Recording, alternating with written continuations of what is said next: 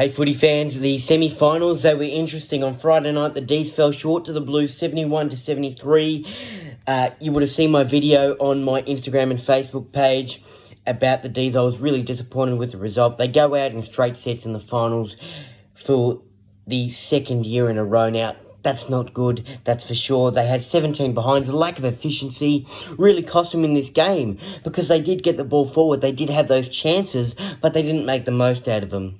And I felt really sorry for a player like Stephen May and Jake Lever, who really worked hard during this game, gave it 110%, wrapped up Charlie Curnow at times. Well done, Stephen May. And then also really cut off the Blues at times, pushing forward or had those intercept marks.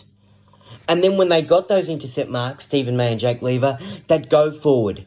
But the forward players like Bailey Fritsch and a few others, they couldn't make the most of those chances. And Max Gawn as well. He had a snap really close to goal and he hit the post. Really unfortunate there. So the D's, they actually started this game well, but as the game went on, we started to see their lack of efficiency and lack of dominance. It wasn't that dominance that we saw in that 2021 Premiership. And that's what I really hope for the D's. I hope they don't fall into a trap like the Western Bulldogs. Obviously, the Dogs had that premiership win in 2016, but after that, there's been a real lack of consistency in finals. So I hope the D's respond in 2024. For Carlton, on the other hand, well done, Blues, for holding on. Blake Acres kicked that goal, made the Blues hold on. First mistake by Blake Acres. Next time, milk 30 seconds off the clock instead of playing on. He was under a bit of pressure. Second of all, for Blake Acres, he panicked and he almost clipped the post with his shot, which was on the ground. So, look, yes, it was still a goal. Yes, he still made just over 96,000 fans erupt. Wow, what a crowd it was at the MCG. You got to love footy when you see that stuff, when you see that passion for the game. So many fans there, and Carlton absolutely loving football at the moment.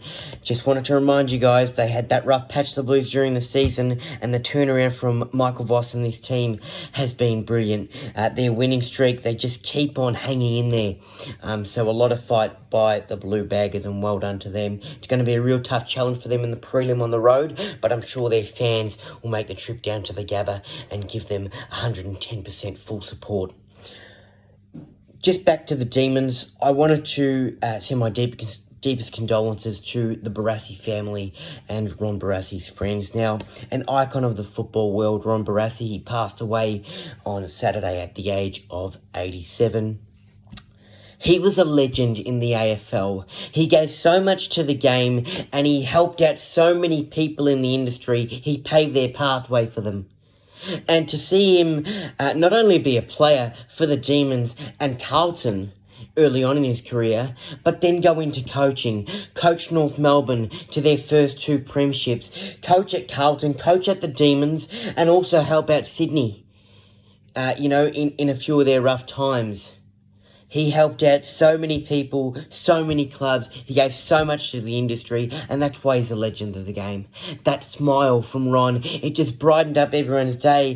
He was a great man, a wise man, and he was passionate and tough. And those are the 2 words that always stick with me from Ron Barassi. To see, obviously, I wasn't born yet to experience the era of Ron Barassi's coaching, but to see old footage of how ruthless he used to be, really getting stuck into players, give it 110%, give it his heart and soul. That's what I loved about Ron Barassi. That's football. He was passionate about it, he loved the game, and it wasn't only on, but off the field as well. So Ron Barassi, fly high, and really sad that we've lost a legend. But, he's left a lasting legacy behind, and he's shaped so many people's pathways and helped out in the industry. We move on to the second semi-final, which was between Port Adelaide and the Giants on Saturday night. Port losing 70-93. Now the Giants, they were on from the start. They played hungry, hot football. Their ability to push forward was absolutely brilliant, and they had a variety of players chip in. Whereas you look at Port Adelaide, on the other hand, yes, it was close at the end of that first quarter, but they started to lose control of the game. They couldn't find a way back in. And they needed 2 or 3 heroes to really step up for them, which there wasn't throughout the game. whereas the Giants had, nearly everyone chipped in, which was great to see. It was a team effort from the Giants, a team win. They've been a dark horse this regular season, and in the finals, they're a massive smoky. And the thing is, it feels like they're just getting started. That big sound, it just is getting louder and louder. And I know they've got a small fan base, but they've got a lot of heart, a lot of passion, and I absolutely love it. Adam Kingsley and this team have proved a lot of people wrong. They've been an underrated team throughout 2023, and they're shining bright when it matters most. Port Adelaide, Ken Hinkley and his side out in straight sets in the finals, but what a season it's been. Players like Rosie, Zach Butters, they've had a fantastic season, so well done to those boys. And Ken, Port, they're keeping him on, and rightfully so. Obviously, there was all those talks, should Ken Hinkley go on that? But this season, we've seen a response from the Port Adelaide Football Club, that's for sure. And I know they go out in finals, but they did a lot of work to get there. Folks, there's no GMP of the round, but a good goal that caught my eye was by Christian Petrarca in the Demons game. He was in two minds.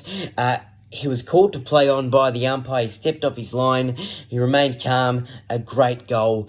Just a great shot. And what a season he has had. In the absence of Clayton Oliver at times, we've seen Petrarca push up forward, help out scoring-wise. He only had the one goal on Friday night. Gee, I would have loved to see him push up more and be, in the forward area and get a few more goals, but unfortunately it wasn't to be. Taking nothing away from the great man he is and the great player he is, because he's had a great season.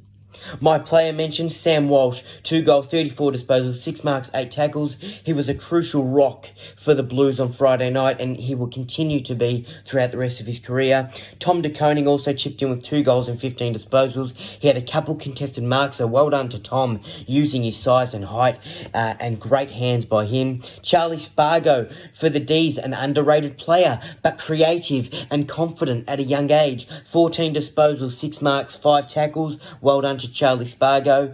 For the Giants and Port game, Stephen Canelio back in the side, such a leader. 2 goals, 30 disposals. Jesse Hogan, 4 goals, 17 disposals, 9 marks. Jesse Hogan, he had 4 behind, so he could have kicked a bag. Just a mini bag, could have had a massive one, but still a great game by Jesse.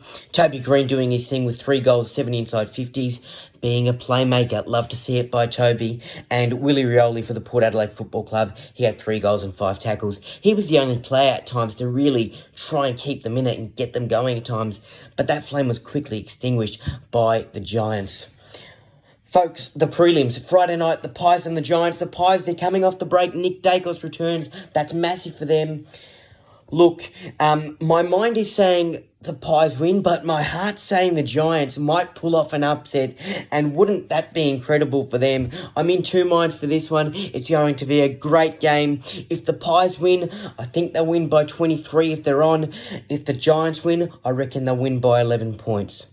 On Saturday, we've got the Lions and the Blues at the Gabba. I think the Lions will win, and I think the Lions can win by, 5 or more goals, actually, if they are efficient in front of goal, if they played like they did against Port Adelaide in week 1 of the finals.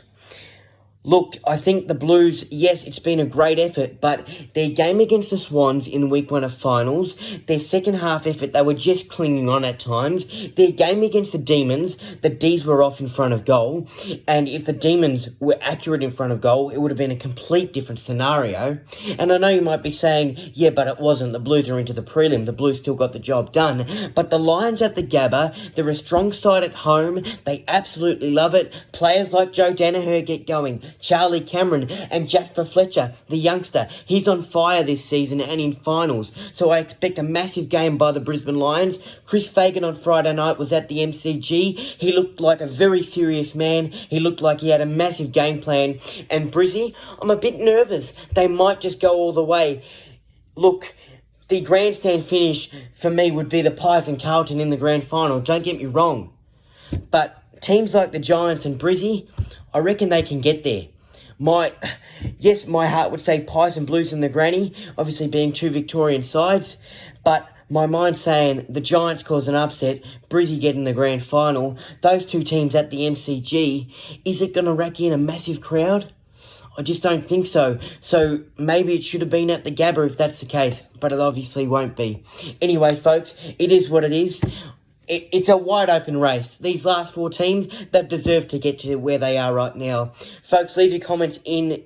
Leave your predictions in the comments. It's going to be a great weekend of football. I'm a bit nervous, but excited at the same time. Gotta love footy. That recap, and you want to see more of my content, remember to hit that thumbs up, like, comment, and hit that red button down there that says subscribe.